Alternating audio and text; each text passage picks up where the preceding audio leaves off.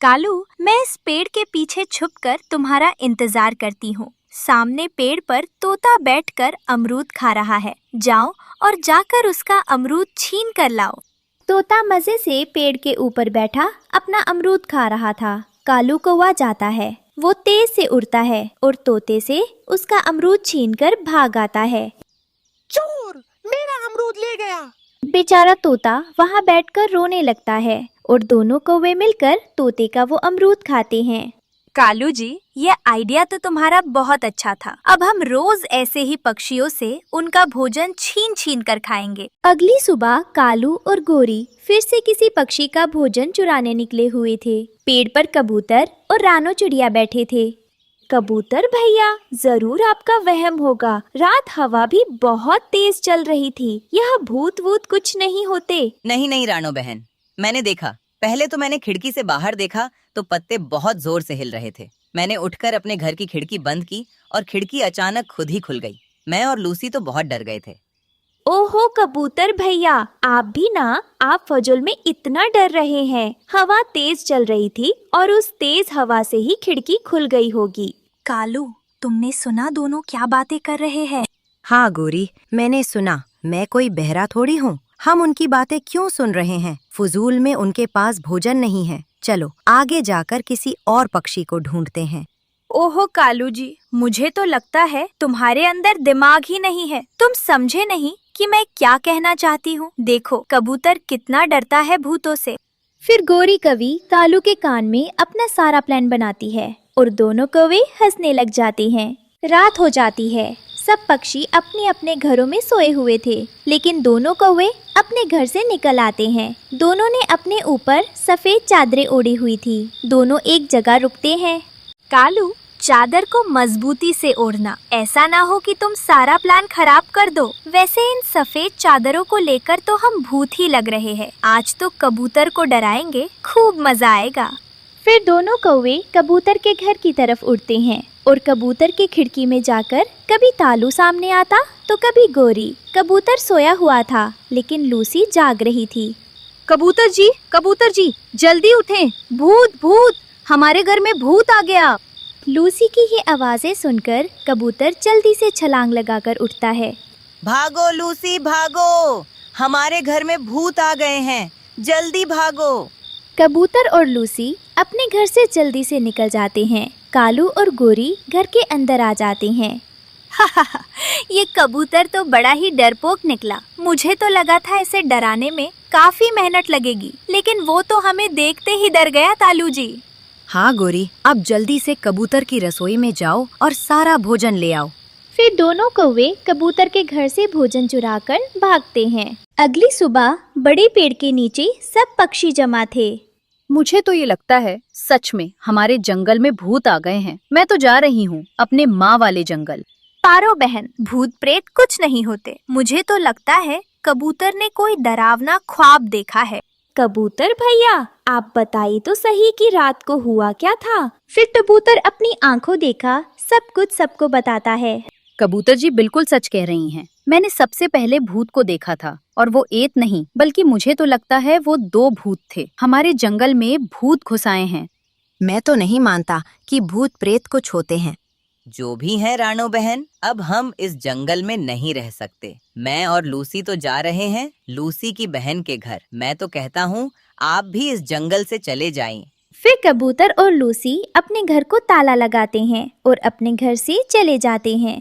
कालू, आज हम इस पारो के घर जाएंगे। देखा था आज उसे, लगता है वो भी भूतों से बहुत डरती है। फिर जब रात होती है, दोनों कौवे फिर से सफेद चादरें लेकर घर से निकलते हैं और पारो के घर की तरफ उड़ते हैं। रानो बहन ठीक कहती हैं, भूत वूत कुछ नहीं होते। पारो अपने पंख में एक डंडा पकड़कर बैठी थी। जैसे ही भूत आएगा मैं तो ये डंडा उसके सर में मारूंगी। अभी पारो खुद से ऐसे ही बातें कर रही थी कि उसके दरवाजे पर दस्तक होती है। पारो डरते डरते पूछती है, कौन है बाहर, कौन है? लेकिन बाहर से कोई आवाज नहीं आती। तो पारो डरते डरते दरवाजा खोलती है। जैसे ही वो दरवाजा खोलती है, सामने दोनों कौवे सफेद चादरें ओढ़े खड़े थे। पारो जल्दी से डंडा उठाती है और गोरी के सर में मारती है। मैं नहीं डरती तुम भूतों से।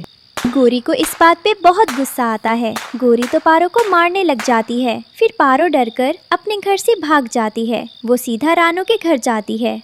रानो बहन, मेरे घर में भी भूत घुस आया है। मैंने उसके सर में डंडा मारा, लेकिन वो मुझे ही मारने लगा। क्या सच में पारो बहन, आपने भूत के सर में डंडा मारा? हाँ रानो बहन, मैं सच कह रही हूँ। फिर जब सुबह होती है तो पारो और रानो पारो कवि के घर जाते हैं। तो वे देखते हैं कि पारो के घर में एक काला पंख पड़ा था। पारो बहन, क्या यह पंख आपका है? नहीं नहीं रानो बहन, आप देख सकती हैं, मेरे पंख ऐसे तो नहीं हैं। यह किसी कौए का पंख है। मुझे तो गोरी और कालू पर ही शक हो रहा है। एक बार फिर से सब पक्षी बड़े पेड़ के नीचे जमा होते हैं। मुझे यह पंख पारो बहन के घर से मिला। गोरी और कालू, क्या यह तुम दोनों का पंख है? ये पारो भी तो एक कवि है, यह पंख उसका भी हो सकता है। रानो, तुम हम दोनों पर ही क्यों शक कर रही हो? रानो चिड़िया खामोश हो जाती है, क्योंकि अब रानो ने सोच लिया था कि वो कौओं को रंगे हाथों ही पकड़ेगी। अब तो मुझे भी डर लगने लग गया है। मुझे तो लगता है सच में भूत होते हैं। मैं भी अपनी माँ वाले जंगल चली जाऊंगी, बस आज की रात मेरी सुरक्षित गुजर जाए। फिर दोनों कौवे वहाँ से चले जाते हैं और रानो चिड़िया बाकी पक्षियों से कहती है, दोस्तों, मेरा पूरा शक इन दोनों कौओं पर ही है, क्योंकि कोई भूत ऐसा नहीं होता जो भोजन चुरा कर भाग जाए। आप सब आज रात को मेरे घर आ जाना, बाकी का प्लान मैं तभी बताऊंगी। फिर जब रात होती है तो सब पक्षी रानो चिड़िया के घर आ जाते हैं। रानो चिड़िया लाइट ऑफ कर देती है। पूरे घर में अंधेरा छा जाता है। दोनों कौवे खिड़की से रानो के घर के अंदर झांकते हैं और गोरी कालू से कहती है, कालू, इस मोटी चिड़िया के घर में तो कुछ नजर नहीं आ रहा, अब क्या करें?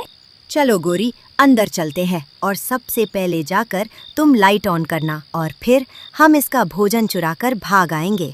लेकिन जैसे ही दोनों कौवे घर के अंदर घुसते हैं, लाठियों की आवाजें आने लगती हैं और कौवे दर्द से चिल्लाने लगते हैं। हाय, मैं मर गई। मार दिया किसी जालिम ने, मेरे सर में डंडा मार दिया। मेरी पूंछ छोड़ो, मेरी पूंछ। रानो चिड़िया आगे बढ़ती है और लाइट को ऑन करती है।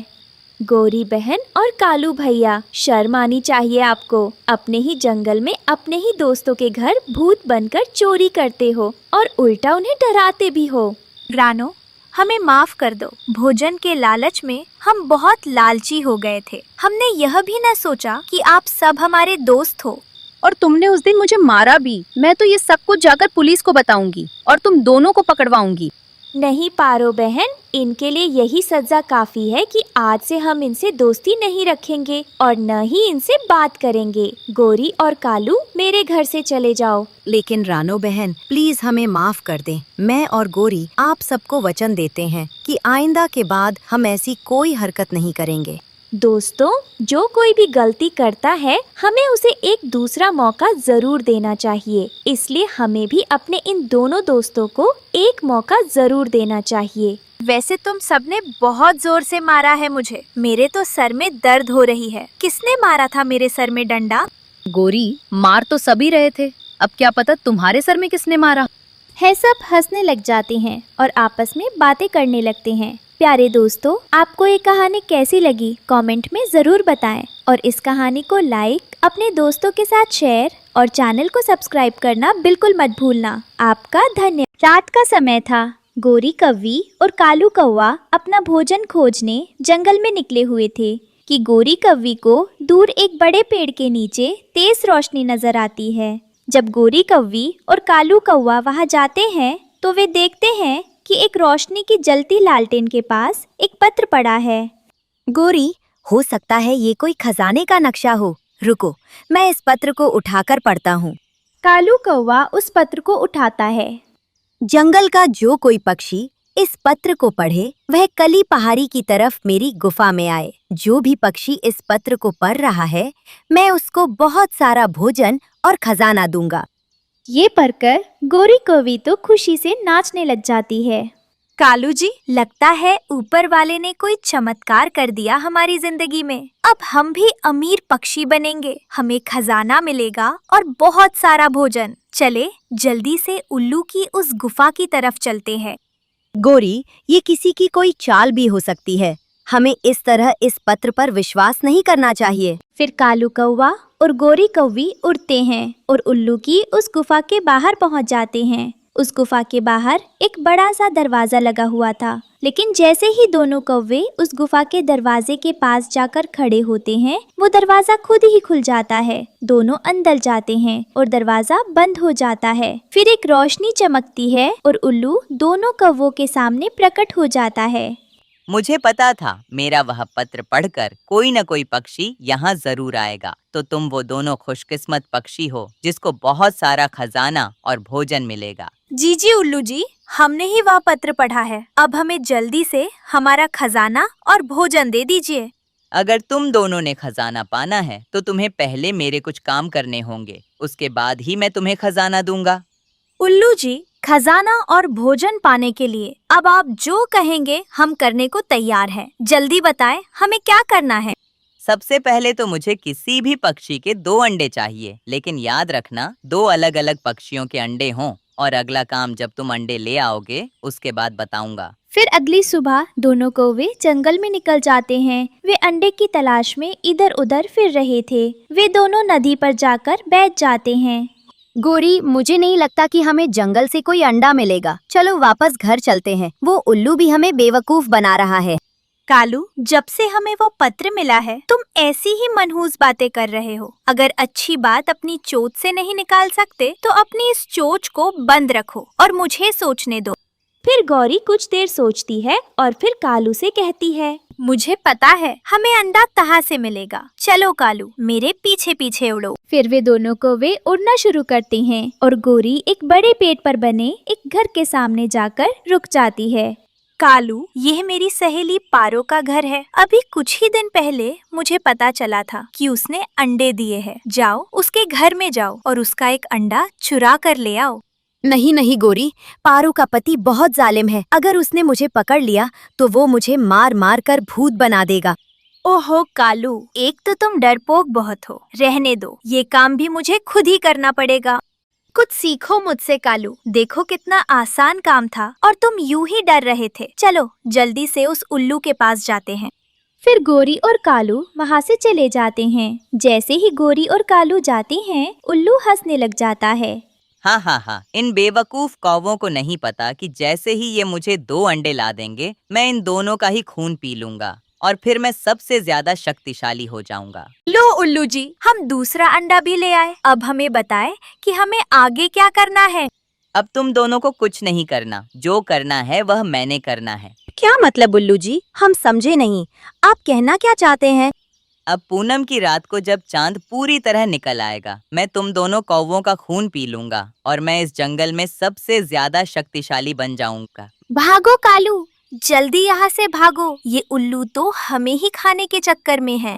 तुम दोनों मेरी इस जादुई गुफा से मेरी मौजूदगी में भाग नहीं सकते। ऐसा कहते हुए वह उल्लू वहाँ से गायब हो जाता है। तोते भैया, आपने देखा तो होगा कि कौन था घोंसले के पास। नहीं रानो बहन, जब मैं आया तो मेरे घोंसले में मेरा अंडा नहीं था, लेकिन मुझे लगता है वह चोर ज्यादा दूर नहीं गया होगा क्योंकि ब्रियाली अभी अभी पानी पीने गई थी।